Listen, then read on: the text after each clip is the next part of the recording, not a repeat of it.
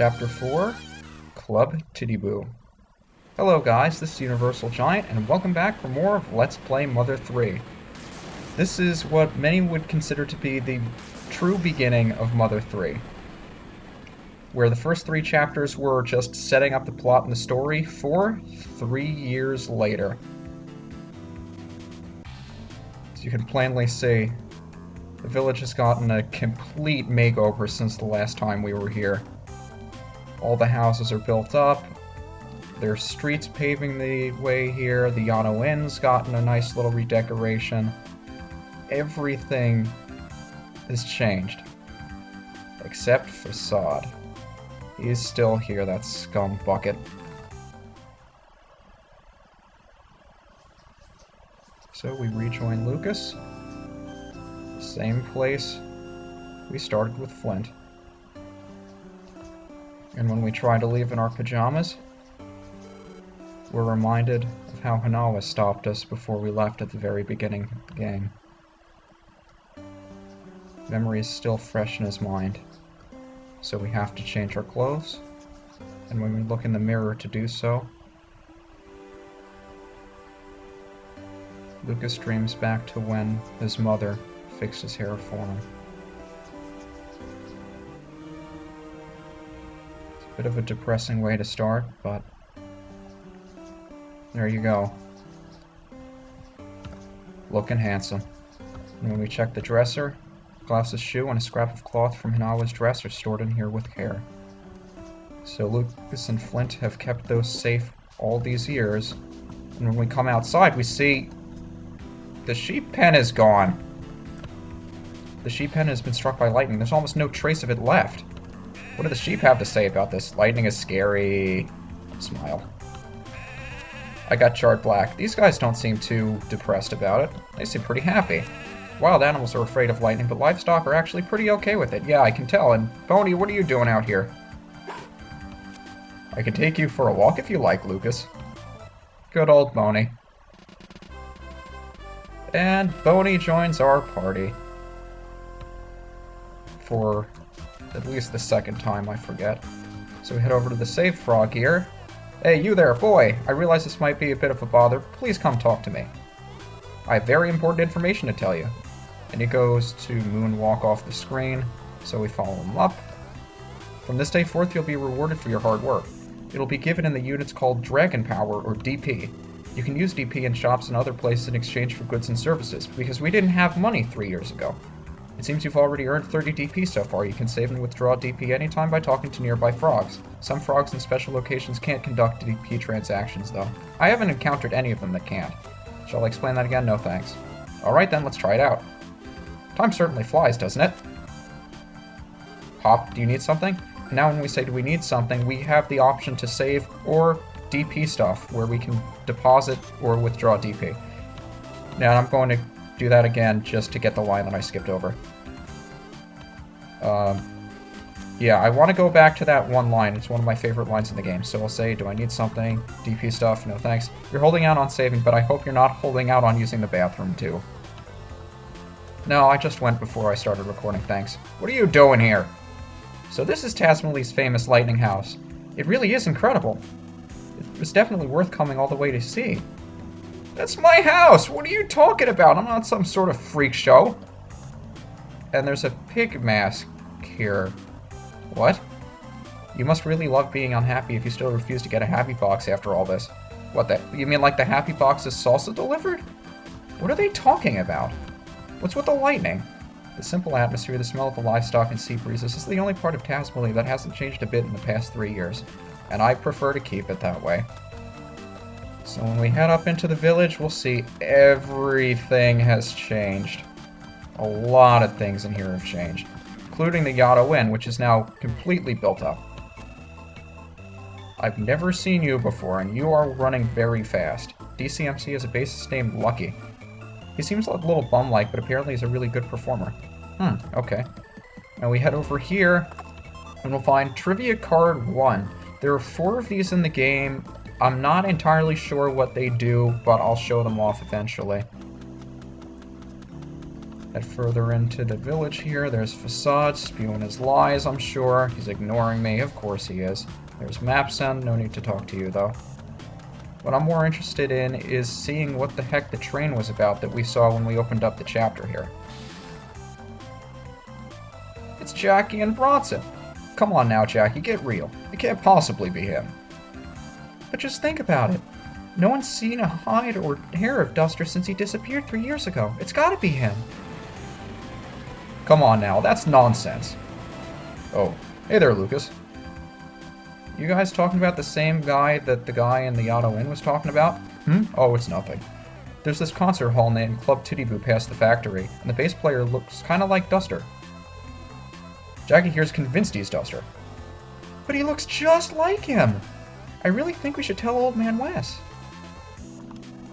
Maybe if we knew for sure, but we'd only wind up disappointing Wes if it turns out to be wrong. The guy we saw just happens to look a lot like Duster. We don't know any more than that. Period. Anyways, time to head home and have some chow while I watch the Happy Box. You took the words right out of my mouth. I'm starving too. Well, see you, Lucas. Tell Flint I say hi. So what, a Happy Box is like a television? What kind of programming do they have on that? Another thing I want to show off before we go on is that if we prematurely head over into this tunnel, this man will come running by and drag us away. It looks kind of like Mr. T. That's dangerous. What the heck are you thinking? I don't know what your story is, but if you're still young, don't just throw away your life, okay? Alright then, now that you understand, go on, and just forget about me. See ya. Your life was saved. You can do that a number of different times, and he'll have a different response each time until maybe the 7th or so. So when we head back into the village, we see Wes making his way over to the town square. Facade! Stop it! Quit ruining this town any more than you already have! There's something not right about all this lightning, especially today's. I think you guys are behind it somehow. Leave this instant! Keep your grubby hands out of this town's affairs! Why, hello there, Mr. Wes. If you keep making the veins on your forehead pop out like that, happiness will only escape you. By which I mean your hair in this case. In any case, I haven't the slightest idea what you're talking about. Well then, it's been fun. Please be careful not to trip, get hurt, or go bald on your way home. Cease this violence! I'm no bug, I'm an old man!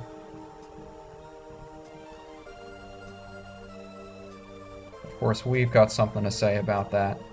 We won't just stand idly by, Facade. Lucas, quit snooping around me. Don't get in my way. Lucas, I really wish you would put a Happy Box in your home already, so you can be happy just like everyone else here. I'm always hoping for that day. I'm on to you, buddy. So I wonder what happened to Wes. They just bagged him up like a little bug. They threw him in a net and dragged him over to the... This isn't Wes's house. Special nursing home for senior citizens. Old man's paradise. Doesn't look like much of a paradise to me. It looks like a rundown old dump.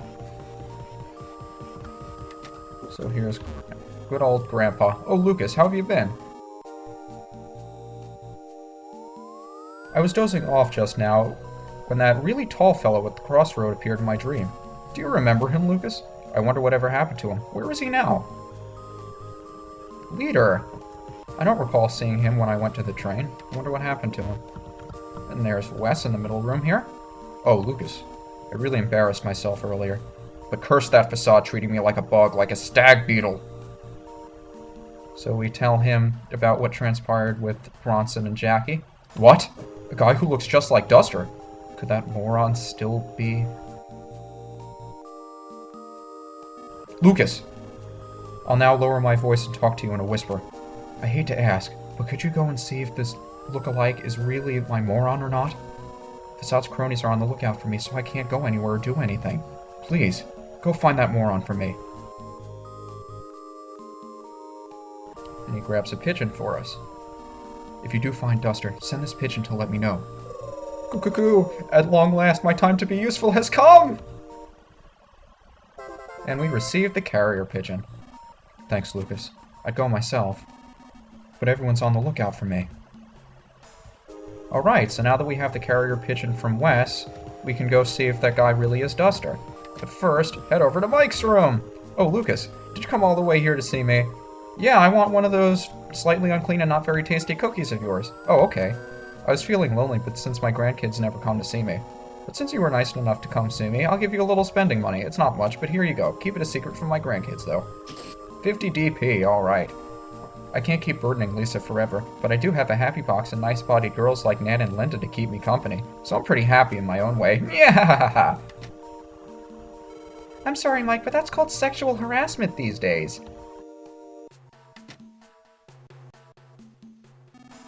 This is a hard world we live in now. How disappointing. It certainly seems that way. So now we can head over to the factory, but first, good old Wes. He continues to stock the Thunderbomb box.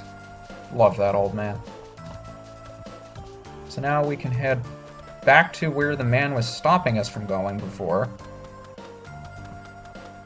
Hello, Mr. Frog. You can also explore an area of the town off to the west over there, which is the shoreline. You don't need to go there until much later. But like I said, there's a lot of text and a lot of dialogue that you can check out. A lot of it's pretty humorous, so I'm not going to waste too much time there. So we run into the man here. However, because we actually have to go through the tunnel, he's not going to drag us out of the way. Thanks for waiting. I don't know what reasons you got, but it looks like you want to go through this tunnel, right? I know you won't listen to me if I try to stop you, so here, I'll give you this instead. And he hands us a railway map. Very nice of him. Do you know what the most frightening things inside the tunnel are? Nope, they're not slitherhens or mushrooms or anything like that. The answer is trains. Trains are the most dangerous things of all in there. So be very careful not to get hit by any. And he's not kidding. So I think this is about as good a time as any to end the video, and in the next episode, we'll continue through the train tunnel over here and see if we can find Duster. But before we do, because I'm sure I'll forget to do this in the next episode, there's a little running gag that we have yet to find, and if you leave Chapter 4 before you go to find this, you won't be able to get the text for it, so I figured it's better to show it off now, while I still remember. If we head over to the sheriff's office here, we'll find these new policemen have jailed some pink-haired dude here. I got busted for larceny when all I did was pick up a doorknob I found on the ground. This isn't fair. Huh? Where's the doorknob now? How should I know? Maybe it went sent to the forensics lab or something. You guessed it, it's the very same doorknob that was on our door at the very beginning of the game that Thomas lost track of, and the same doorknob that Facade threw into the river. Anyway, that's going to do it for this episode, guys. In the next episode, we'll see if we can find Duster. Till then, thanks for watching, and I'll see you next time.